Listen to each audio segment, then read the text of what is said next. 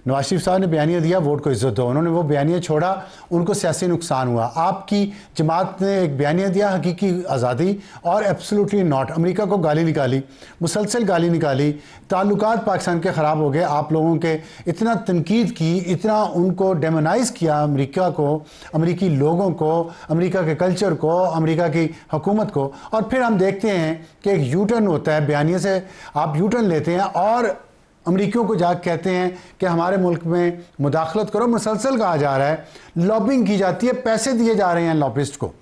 आपको इसमें कोई कॉन्ट्राडिक्शन क्यों नहीं नजर आ रही? क्या ये इसका हाल, आपके बयानी का अंजाम वही नहीं होगा जो वोट को इज्जत दो का हुआ? देखिए, ऑफिशियली पाकिस्तान तहरीक इंसाफ की सेक्रेटरी जनरल या जो हमारी चेयरमैन है बैरिस्टर गौहर, ज़ाहिर इमरान खान साहब की डायरेक्शन पे वो चलते हैं, और इमरान खान साहब ने ही उनको ये ओहदे दिए हैं, और इसलिए मैं सबकी बड़ी रिस्पेक्ट करता हूँ, जितने भी, हालांकि पार्टी में ये लोग नए आए हैं। हमारी जो ऑफिशियल लाइन है वो वही है, हमने ऑफिशियली कभी भी हुकूमत अमेरिका से उस पर इंगेज नहीं किया कि वो डायरेक्टली को इंटरफेयर करें, बल्कि मैं समझता हूँ कि जो इंडिविजुअल लोग हैं उनका तो अपना एक किरदार है, वो चाहते हैं, क्योंकि खान साहब वज़ीर आज़म ना भी हों, इंटरनेशनल शख्सियत हैं, इंटरनेशनल लेवल के हीरो हैं, लोग चाहते हैं, इंडिविजुअल लेवल पे भी लोग चाहते हैं, उनकी फैमिली भी चाहती है।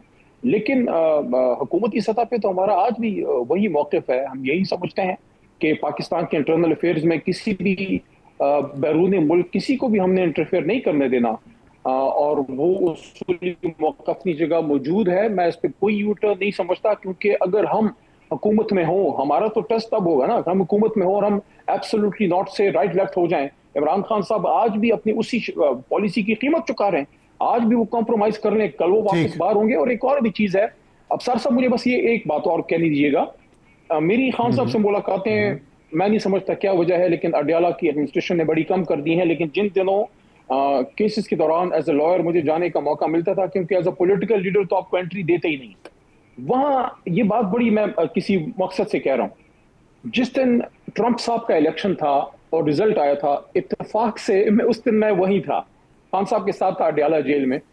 और जब उनको मीडिया पर्सन्स ने बताया कि ट्रंप साहब जो हैं वो जीत गए हैं, तो क्या आप समझते हैं कि ट्रंप आपकी रिहाई के लिए कॉल करेंगे? तो इमरान खान साहब ने मुस्कुरा के एक बात की थी, और मैं समझता हूं वही पार्टी की बुनियादी लाइन है। वो क्या है? खान साहब ने ये कहा था कि नहीं, मैं नहीं समझता कि वो इसके लिए कॉल करेंगे। हाँ, हम ये तवक्को जरूर रखते हैं कि बाइडेन एडमिनिस्ट्रेशन के मुकाबले में ट्रंप एडमिनिस्ट्रेशन हमारे मामले में कम से कम न्यूट्रल जरूर रहेगी, क्योंकि बाइडेन एडमिनिस्ट्रेशन बड़ी एग्रेसिव थी हमारे पीटीआई के मामला, खान साहब के मामला के, दैट्स ऑल।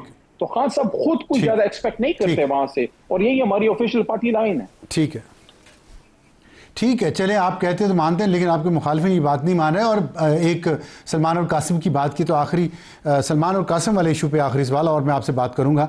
आखिरी सवाल ये पूछना चाह रहा हूँ, देखिए एक सोशल मीडिया पे बहुत ही अजीब प्रोपेगेंडा चल रहा है कि वो खाना खा रहे थे और उसमें पता नहीं गोश्त किस चीज़ का था।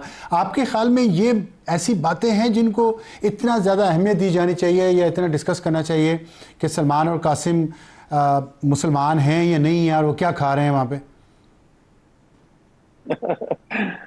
देखें, मैं समझता हूं कि हमेशा जो मशहूर लोग होते हैं या जो बड़े मशहूर लोगों के फैमिली मेंबर्स होते हैं, हमेशा वो कैमरे की लेंस के नीचे रहते हैं।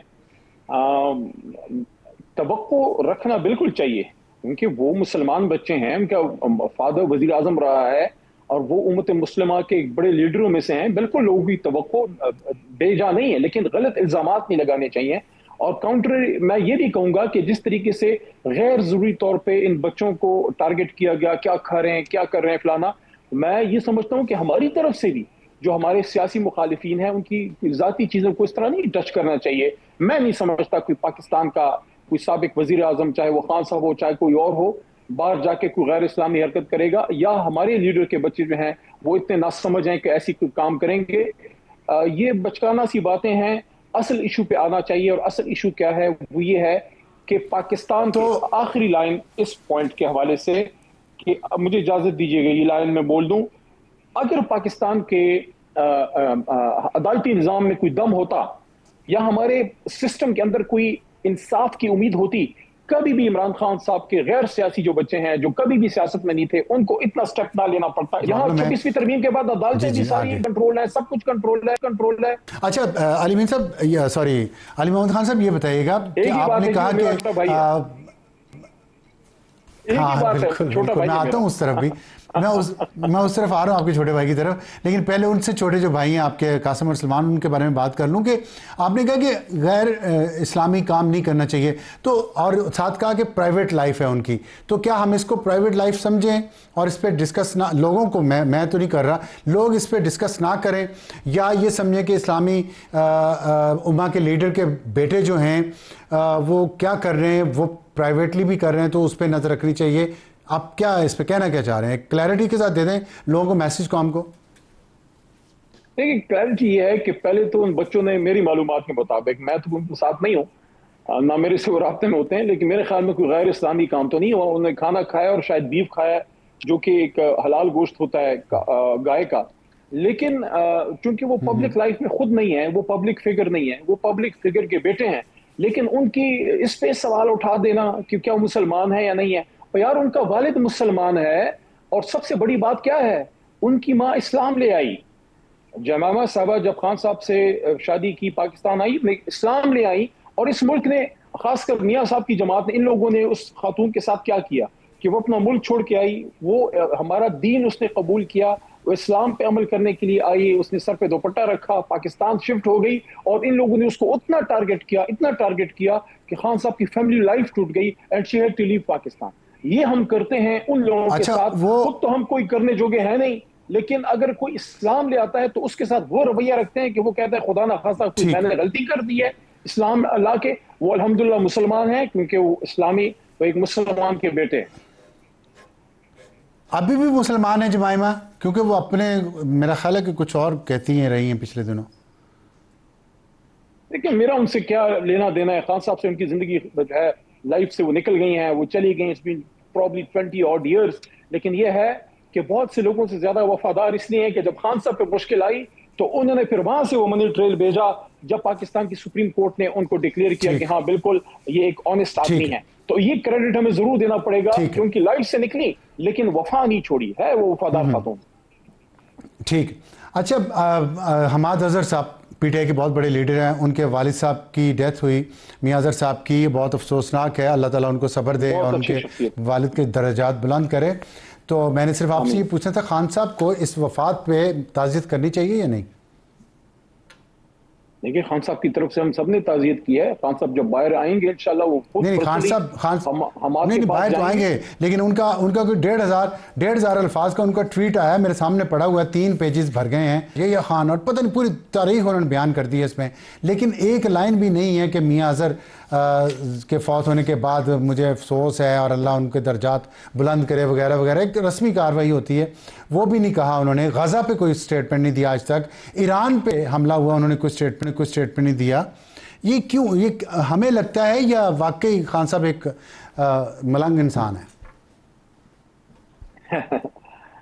نہیں, خان صاحب کے لیول کا جب لیڈر ہوتا ہے تو پھر ابصار صاحب آپ سب ظاہر فوکس کرتے ہیں, لیکن یہ ایک حقیقت ہے, آپ شاید اس کو ایکنالج کریں گے کہ میرے جیسے لوگ جو ہمیشہ گفتگو سے مسائل کے حل کی بات کرتے ہیں, پولیٹیکل ڈائلاگ کی بات کرتے ہیں, پولیٹیکل فورسز کے ساتھ بیٹھ کے آگے کا راستہ نکالنے کی بات کرتے ہیں, میرے جیسے لوگوں کو, اسد قیصر صاحب جیسے لوگوں کو, عامر ڈوگر صاحب جیسے لوگوں کو, عمر ایوب خان جو خود ایک پولیٹیکل ورکر ہیں, ہم لوگوں کو روکا گیا ہے, ہم نہیں جا پا رہے. خان صاحب کے پاس کتنی انفارمیشن جا رہی ہے, کس طریقے سے وہ باہر آ رہی ہے, کوئی عطا پتہ نہیں لگتا, کوئی کبھی جاتا ہے کبھی نہیں جاتا. کل فیملی ممبرز کو, بہنوں کو بھی کل نہیں جانے دیا, کل علی ظفر ساری انفارمیشن ان کے پاس ہے, سلمان اکرم راجہ صاحب باہر کھڑے رہے. اس ٹویٹ سے پتہ چلتا ہے کہ ساری انفارمیشن ان کے پاس ہے. سر صاحب جو میرا نقطہ ہے, ان کو پتہ ہے بچے امریکہ گئے ہوئے ہیں, ڈاکو ڈفر الائنس کا انہوں نے استعمال کیا فریز, جو پہلے علیمہ خان صاحبہ نے استعمال کیا تھا, باتیں وہ سارا کچھ انہیں پتہ ہے. میں عرض کرتا ہوں, میں عرض کرتا ہوں, دیکھیں جب ان کے ساتھ پولیٹیکل لیڈرشپ کی جو ڈسکورس ہے, ہمارا جب رابطہ دوبارہ پراپر بحال ہوگا, اس کے بعد ہم اس پوزیشن میں آئیں گے کہ ان کو کتنی کوئی انفارمیشن آ رہی ہے.